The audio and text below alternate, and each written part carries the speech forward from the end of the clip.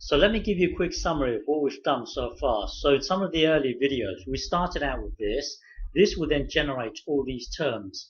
And then if you add up all these terms, we did some manipulation, and it gave us a summation of this. So we can read this as being this is equal to this. So we can read it as this being equal to this. So once you're here, you can then manufacture something new. So you can integrate this side and then integrate this side. That led us to this. So from here we can manufacture something new, because we know that if we integrate this, it will then give us this. So from here we've manufactured something new. So now the question is, given this, how would you write the power series representation of this function? So what I've given you here is this is exactly the same, well, near enough the same as this. So now we want to get to the power series representation of this function. So to do this, before we proceed, looking at this, if you have a constant like the number 3 or a here, if you have a constant here, then this would generate all these terms here. It would be a here, a here, a here, and so on. Because this is a constant, and it is the end that's moving. It is the end that's moving. A is a constant, so you can actually take the a out. So it will look like this. And then when you sum up everything here, you can just times a. Well, you can sum up everything here and then times a, meaning you can sum up everything here and then times a. So this a here gets multiplied to the top, giving you a here. So what I'm trying to say is that if you have a constant here, then if you sum up everything, it will then give you this. So try to remember this. If there's a constant a here, then when you sum up everything, this is the formula for it. It will be a over 1 minus x. Okay, so just bear that in mind. Try to remember that. That's quite important. So now the question is, how would we represent this function as a power series? So starting from here, how would we get to a series? So how would we get to a series? So to do this, if you look at this, this is exactly the same as this. So you've got your 1, and then you've got your 1 here, and then you've got your minus, So this x here is this 3x here. So now we can put this into here. So our series would be 1 plus, put the 3x into this x here. That would be 3x, and then put the 3x into this x here. That would be 3x squared, and then put this into here, and that would be plus 3x to the power 3, and so on. So doing that would lead you to this. So now it's just a matter of rewriting this as a summation. So if you look at this, let's just imagine this as being 1. So you've got 1, 2, 3, 4, and so on. So to write as a summation, because you've got this same thing recurring. So you know it's going to be like this, and then you've got your n equals n. Hang on, bear with me. N equals 0 here, and then you know it's going to be 1, 2, 3, and so on.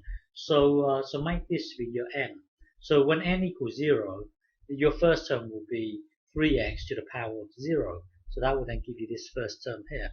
Well, anyway, to rewrite this whole thing here, it will then be written as this. So writing this whole thing here, it will be written as this. So your function here, this function here can be represented by this all the way to infinity.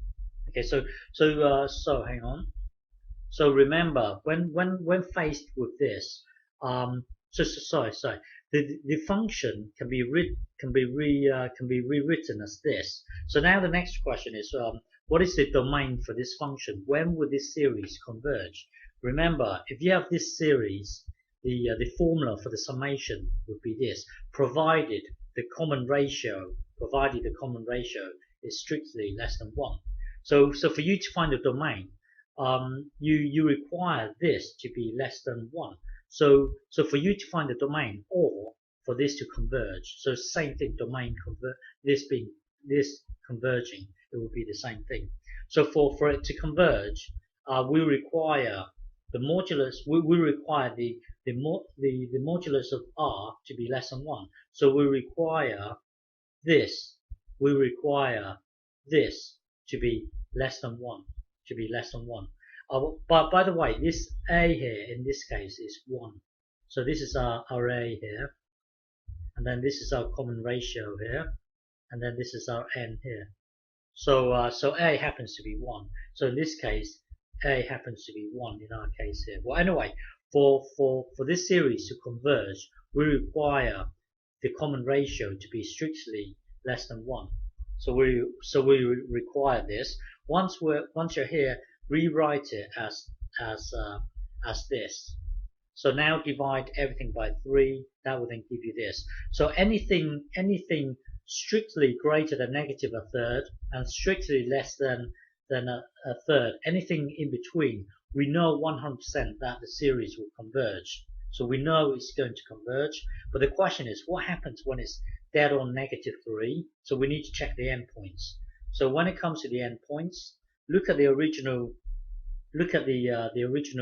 function. When it comes to let's say negative 3, if you put negative 3 into here, so that would be negative 1 to the power of n summation n equals 0 to infinity. So this is going to be this is going to be hang on. Well, this is just going to oscillate between negative 1, 1, negative 1, 1, negative 1, and so on. So it's not going to converge. And then when because of this negative 1, it's just going to oscillate between negative 1, 1, negative 1, 1, 1, negative 1, and so on. It's not going to converge. When it's dead on a third. So when it's dead on a third, put this into here. So this thing here would be 1. So this thing here would be 1, and then here you're going to add 1. You're going to add 1. You're going to add 1. You're going to add 1. It's not going to converge. It's going to diverge. So dead on negative 3, this thing here is going to diverge. Dead on a third is going to diverge. So the domain for our function has to be strictly. So the endpoints here, dead on the endpoints, it will diverge. Dead on the endpoint, it will diverge. So our domain for the function would be this: strictly greater than a third, comma, and strictly less than a third. So that would be our domain for our function. Okay.